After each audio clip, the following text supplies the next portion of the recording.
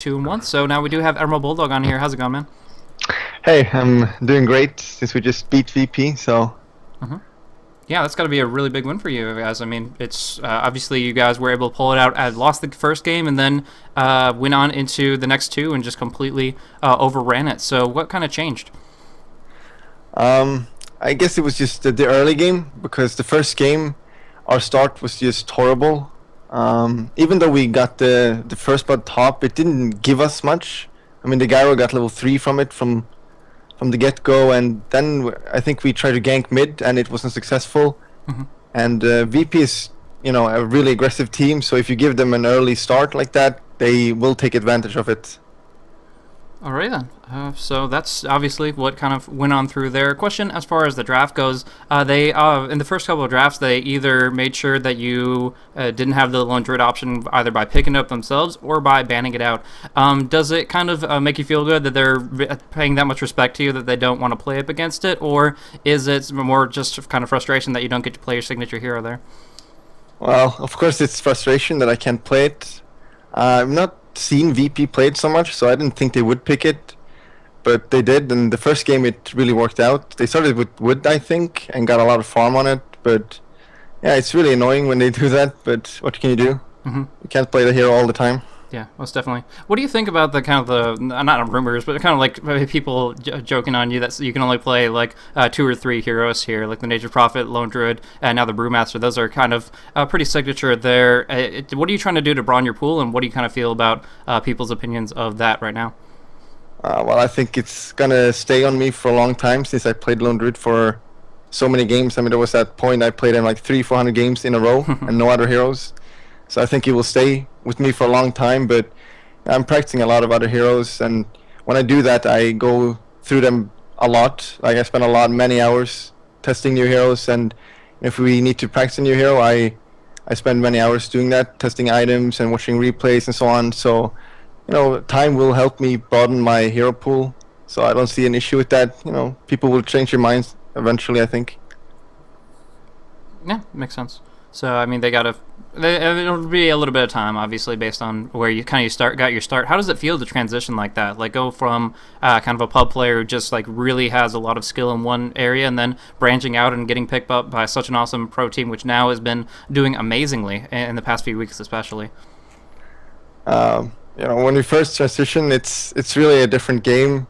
There's so many small things you have to learn, and especially off lane, you have to be really careful never to get out of position, because you will die instantly. And yeah, I don't know. It's just time and you'll get used to it. Just play a lot and you'll get used to it. Watch a lot of replays on.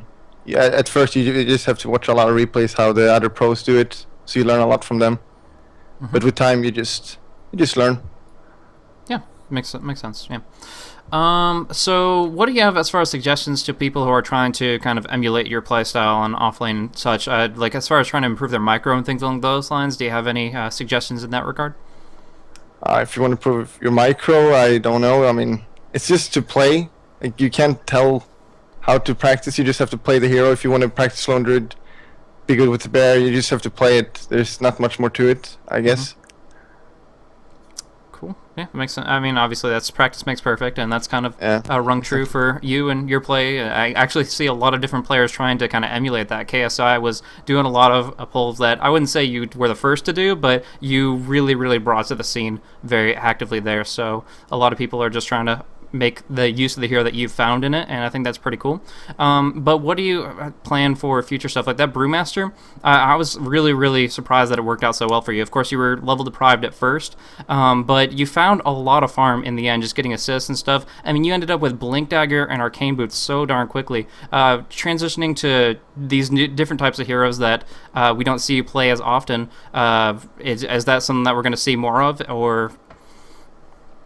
Yeah, probably. I mean, the Brewmaster pick, I never really play him that much, but I said that we should pick him because I know how good counter it is against Scylla, because Brewmaster is one of the best counters to carries without BKBs, because he's got so many abilities that counter it, especially versus Scylla, because the clap lasts twice as long on the Spirit Bear, and the Cyclone removes buffs like Battlecry and Rabid on the bear, so it's really one of the hardest counter against Scylla.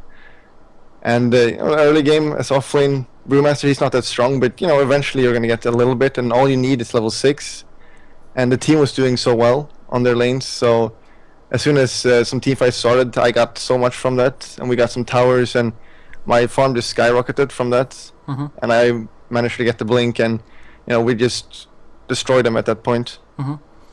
So a couple questions. You were talking about the draft and kind of counter drafting, things along those lines, but the changing meta, obviously it shifts a lot, but what about the focus on Magnus here? All 3 games in this match, Magnus got pretty well destroyed. He wanted to be impactful, wanted to get some farm, but in the end both teams were able to put pressure out. Is that a weakness that you see being exploited more and more, and is Magnus even as worthy of the praise and the picks that he gets so frequently? I think Magnus might be slightly overestimated. I mean, he's not that good in a lane. Like, there are certain heroes that are really good against him, but then again, there are some heroes that he can play really good against as well. But he relies so much on hitting that RP, and if he doesn't, he's pretty weak. I mean, if you rely so much on that one spell, it can go to hell. But it's still really good hero, because if you hit that ultimate, you can single-handedly win you a fight and even a game. So especially late game, I mean, since it goes through BKB, and if you manage to get refresher and stuff like that, it's just insane. But early game, it's still really good. But it's mainly if it goes to late, he's insane. One of the best heroes. Cool. So another weird little draft sequence that you guys had. You guys picked up as a kind of a surprise pick the 5th pick, Spectre. That worked out, obviously. The game was almost, I wouldn't define it as a stomp, but it was pretty darn close. The way that he was able to get farm, and I gotta say Lotus KSs were rather impressive just to get that early farm. But other than the fact that he could counteract Blink Daggers really well, what else was in the mindset of that hero pick there? Well, I'm not sure. We were pretty sure that they were going to safe lane, so we saw that there weren't that many other options. And Spectre is a really good hero since the recent changes that kind of fixed him, and that's in a way is a buff to him. And throughout the entire game, they basically left Loda alone, so he just farmed, and it was really good. And our mid hero S4 put a lot of pressure on them with NA and the rest of our team as well, so we gave him a lot of space, and as soon as he got Radiance, he becomes so strong. And I think there was at one point early game we were gonna fight, and Loda uses ult, and he accidentally gets Alchemist, I think it was. I was good, so we just got an extra kill. I mean, this hero is really good. I think we'll be seeing some more of this hero in the future. Interesting. So, kind of do you see him as something that could be picked up earlier in the draft, or it has to be kind of a 5th pick, surprise little pocket pick there? I think you have to pick it later, because he's not good in against aggressive tri-lane, for example. It's like Riki, like picking these later on so they can't counter it is really important. Yeah. But we haven't really tested it here that much, so I don't know that much about it. But it seems pretty strong, to be honest. Awesome. Another final thing about drafting is the Phantom Lancer selection. It didn't really hit until the late game here, but we actually, prior to your game, Virtus Pro used it like twice over Fnatic, and it worked out both times. How do you feel you guys bring something different as far as ways to work against the Phantom Lancer? And do you feel after the Tranquil Boots nerf whether or not he's going to be as solid of a pick? I don't think the Tranquil nerf will do that much, but in both the game we played against him, he didn't have Coddle, I don't think. No, he didn't. Yeah. And I think the Coddle helps him a lot. And if he doesn't have Coddle, you just go really aggressive against him, because if he has Coddle, not only does he get tons of mana and he can split push much more, but it's really hard to push against a Coddle, and PL just wants late game because that's where he shines. And if they don't have Coddle, then you just put aggression against them and win the game early to mid game. And that hero is not that strong anymore. Now, one question that I'd asked for Ake the last time that I had him on, you guys seem to be very flexible with switching things up with aggressive tri-lanes or defensive ones, or playing obviously a lot of dynamic lineups. One question I had for him was, do you think that your guys' tri-lane, obviously the 3 other individuals there, Loda, Ake, and, wow, I don't know why I just blanked on that, but EGM, is a really, really stable, or is it because you're so able to survive and get the farm that you need? Do you think it's more so because of the tri-lane skill, or because of yours, or a little bit of both? Trilin, I mean, they work really well together, especially since they're all friends. And speaking your native language helps a lot. So they're just doing really good together. But we might switch roles around a little bit, and the Trilin in the future maybe because I mean, in a team like us, we're kind of predictable in our lanes sometimes because I always play solo most of the times, and S4 is always mid, and we have our Trilin. So we might change things around in the future, but yeah, they just work really well together in their Trilin. Yeah. As far as future plans of like trying different roles and stuff like that, do you guys see like a boot camp or something like that in the future that you guys could just buckle down and try a bunch of new stuff to make sure that you're very, very solid but also flexible in future events, such as obviously moving in towards the international and such?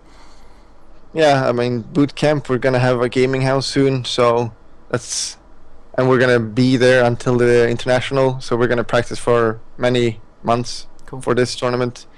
I'm not sure when that is. It's gonna be soon though, but yeah, when we are there, we're gonna test a lot of new things and switch roles probably a bit as well. So I interviewed S4 like, I don't know, 3 or 4 weeks ago, and he said that your sponsorship was probably going to be announced this month. Do you have any more information on that? Obviously, you're not going to announce it here, but do you know when it's going to be?